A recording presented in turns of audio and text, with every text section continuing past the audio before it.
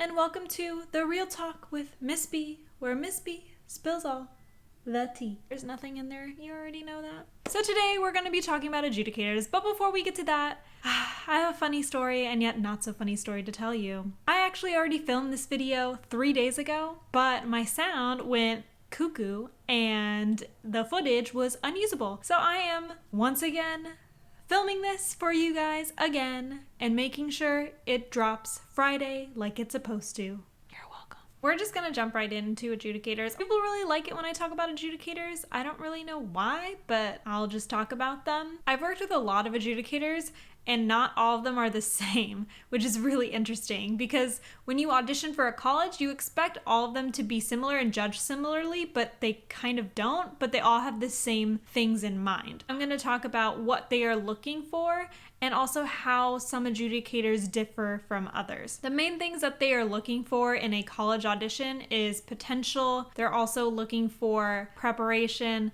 and they also want to know, are you passionate and are you connected to everything that you are singing or talking or dancing about? So these are the main things that every single adjudicator, no matter who they are looking for, and they do appreciate if you meet all of those things above and beyond. Now here's some things that are really interesting that I've noticed about adjudicators. They all have kind of their own sort of style, which means when they adjudicate you, some of them are going to be really cool and really nice, and then some of them can be cool, but they're very professional, and sometimes they can be kind of mean. I know them, so I don't think they're mean, but I know to other people they can be kind of mean. Here are some things that differ.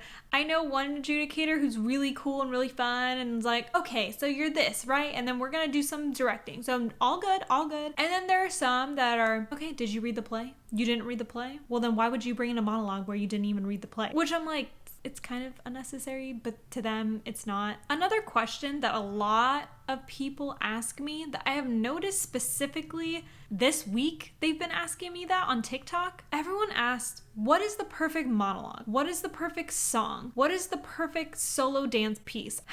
I don't know you personally, and I don't know who you are and what your talent level is in order to properly select the right material for you. And here's why. There is not one specific thing or one specific source material that every adjudicator is specifically looking for. There isn't. There is not a secret song, there's not a secret play, there is not a secret dance solo type piece that you can do that automatically is a guarantee for everyone across the board. It just doesn't work like that. Another thing is a lot of people recommend songs for people they don't know, which I don't personally like doing because your material should reflect what your strengths are and who you are and how you are connected with your material. So I could say any song for a person and they might be like, okay, this is better than what I had, but I don't like it, or I don't feel connected to it, or it's kind of not my jam and it doesn't really showcase me off. I feel like I can do better than that. And that's totally okay. I'll recommend some monologues. I'll be like, you can look at these. I'm not going to say do this. I don't know you. If I knew you personally and I know what your strengths are and kind of who you are and what you're connected to, I can easily pick out a material for you that would best reflect who you are and what you can bring to a college program that will very, very beneficially help the adjudicator adjudicate you well. That's something I know how to do, but I'm not the person that's gonna be like, oh, this adjudicator specifically likes if you do this thing. The major things you can do for an adjudicator is be present, be calm, collected, be prepared, have your material and be connected to it, and just stay calm. A lot of people just don't do that. I've noticed that when people mess up, they think it's a huge deal for adjudicators and they think they're going to be docked down on it, and it's not true. If you mess up with anything and you're able to pick yourself up and keep going, that is such a huge bonus. You should see that as an opportunity of, if I nail this and if I can really stay in it and do my material, they will be amazed. They're actually going to give you more credit for that than you think they are. They know that sometimes you can mess up. Nobody's perfect and they're not going to dock you down. But if you happen to trip over a word or you mess up and you make a big deal out of it, they're gonna notice and they're also going to write that down. The industry is tough. a college program or a conservatory is tough. So they want to make sure that you can handle that. So if you're going through the material that you are presenting and you happen to mess up and you're like, oh my God, oh my God, oh my God, I'm so sorry. Oh my gosh, I can't. Oh my God, no, I know this. Oh my gosh, I'm so sorry. Oh my God, okay, I just know.